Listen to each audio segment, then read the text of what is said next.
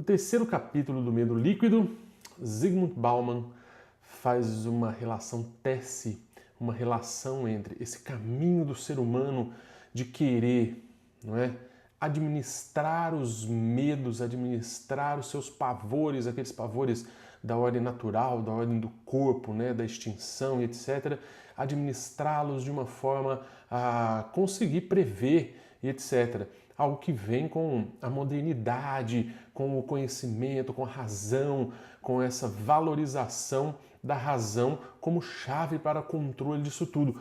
Porém, tudo pode se tornar o contrário disso que o homem, né, buscava.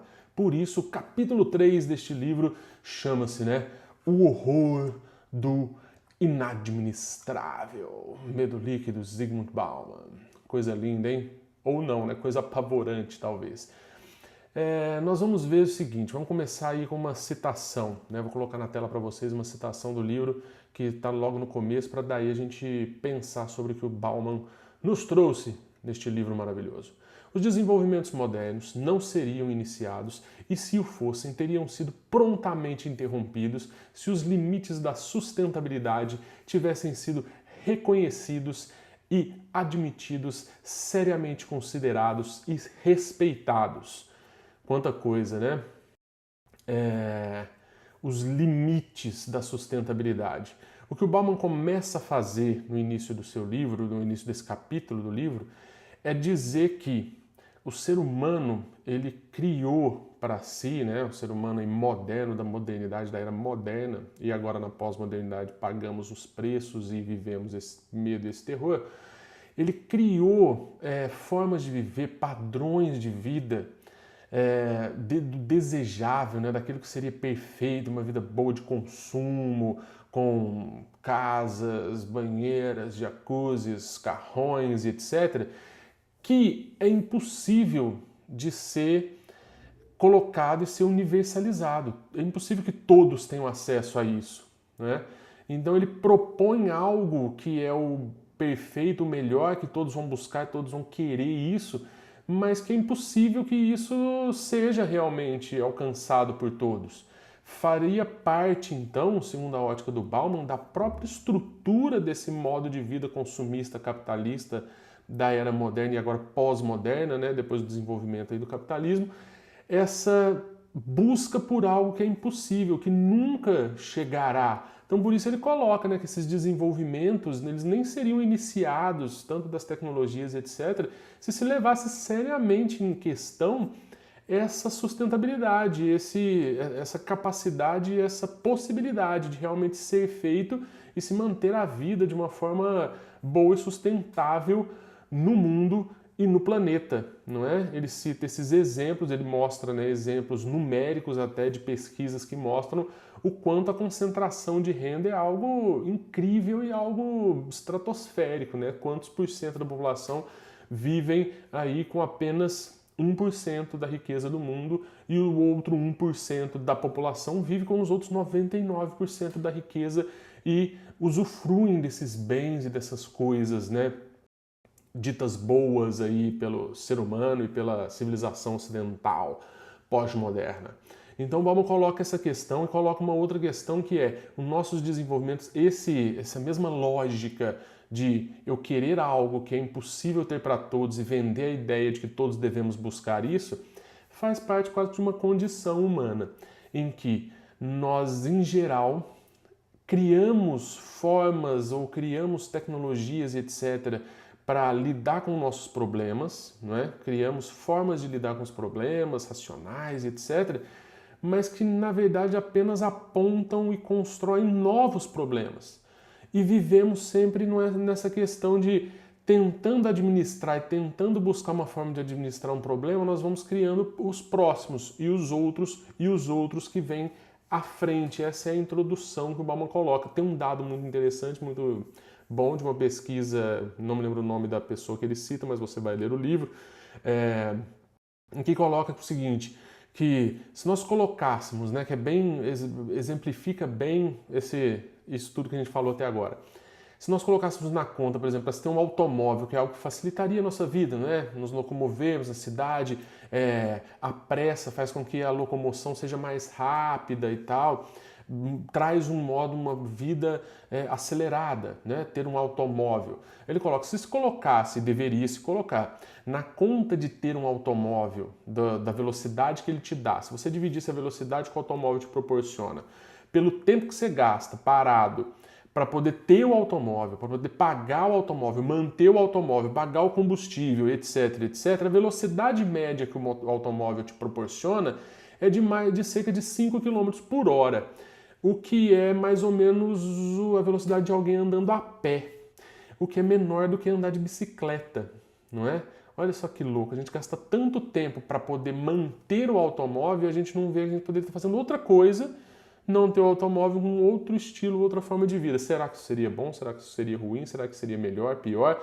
Não sei. O que você pensa sobre isso? O Bauman coloca essas questões, né? Vamos para a segunda citação aí e mobilizar, desenvolver mais aquilo que ele nos trouxe. Veja aí na sua tela, coisa linda.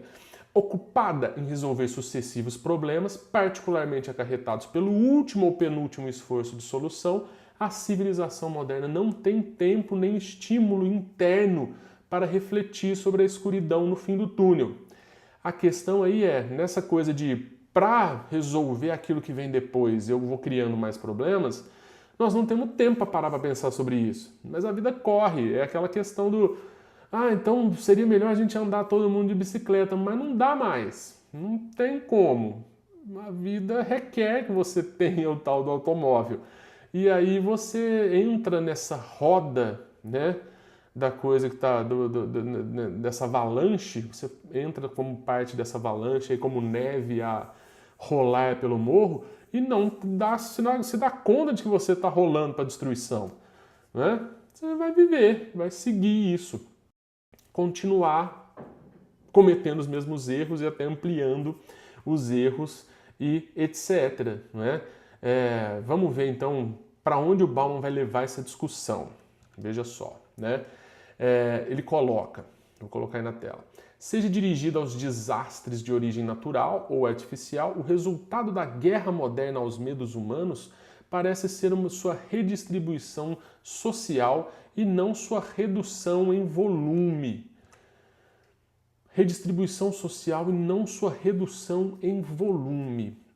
Pois bem, o que ele quer dizer com isso, né, no livro?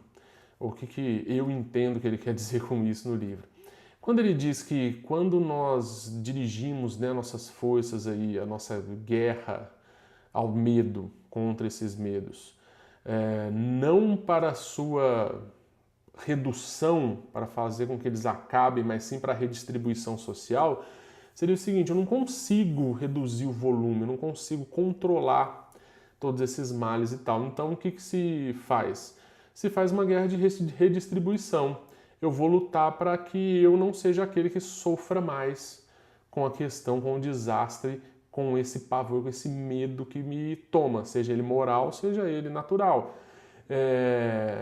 Ele dá o exemplo, né, do furacão Katrina, do tsunami na Indonésia, em que as pessoas, por mais que seja um desastre de origem natural, não artificial, as questões morais da relação dos homens, de como foram feitos os alertas, como foram feitos ou quais foram os recursos disponibilizados para salvamento, resgate e etc. E isso transforma isso em mal moral. Tá lá no capítulo 2, se você quiser rever, né, o vídeo do capítulo anterior. É interessante se isso te passou. Nós tratamos lá e ele trata mais disso lá. Mas a questão é, quem sofre mais é quem tem menos, não é? Os mais pobres é que sofreram mais nessas questões, nesses desastres. Então, o homem ele administra isso, esse inadministrável, na medida em que ele redistribui socialmente. Quem é que vai sofrer com esses desastres? Quem é que não vai sofrer? Quem é que mora no lugar que é menos atingido, que é mais caro? Quem é que tem o seguro que paga as perdas? Quem mora no lugar mais atingido não sequer tem dinheiro para pagar esse seguro, vai perder tudo realmente. Então, a ordem social hoje, ela redistribui os males e os medos de forma social aí, né, dentro da estrutura social, e não tanto pensa em reduzir o seu volume e diminuir. É mais uma economia dos males de cunho social. E aí ele coloca uma citação aqui, né, e algo relacionado, que eu estou relacionando com você, com essa árvore de Andri, né, que é uma figura clássica aí da razão tentando domar a natureza. Ele coloca a questão do Voltaire, de que o segredo das artes é corrigir a natureza. A racionalidade aí busca sempre fazer essa correção daquilo que seria natural, que aconteceria naturalmente. Então essa redistribuição entraria dentro dessa lógica de o mal vai para aquele que deve sofrer o mal. Eu vou tirar o meu da reta, vamos dizer assim, não é? É a forma como vai se usar a racionalidade para isso e não realmente para diminuir os males para todos, não para fazer um desenvolvimento que seja sustentável. Não, o que me deixe melhor que os outros e os outros que se danem. Esse é o desenvolvimento que se quer, não é? Coloca aí na tela para vocês a imagem do próprio tsunami. Olha aí o tsunami destruidor. E vem mais uma citação aqui do livro para pensarmos sobre a natureza tornar-se semelhante aos outros aspectos da condição humana, que são evidentemente produzidos pelos seres humanos e assim, em princípio, seria administrável e corrigível. A ideia aí do Voltaire, a ideia da arte, da razão que quer, né, corrigir e administrar esse mal natural, mas que vai se mostrar impossível, não é verdade? Vou colocar já outra citação aqui para que fique bem calcado naquilo que o Bauman está dizendo, né, as leituras. Olha só, quando ele diz: os desastres provocados por ações humanas vêm de um mundo opaco, atacam aleatoriamente em lugares impossíveis de prever e fogem ou desafiam o tipo de explicação que separa as ações humanas de todos os outros eventos, a explicação por motivos ou propósitos. O que causou isso? Essa explicação humana, né, para os eventos que acontecem. Mas com que propósito isso aconteceu? Nesse capítulo ele coloca uma reflexão muito interessante sobre como que ao longo do tempo mudou-se isso, né? A questão não faz mais muito sentido você pensar sobre por que nós fizemos isso, por que o homem fez isso e gerou esse desastre, teve essa proporção.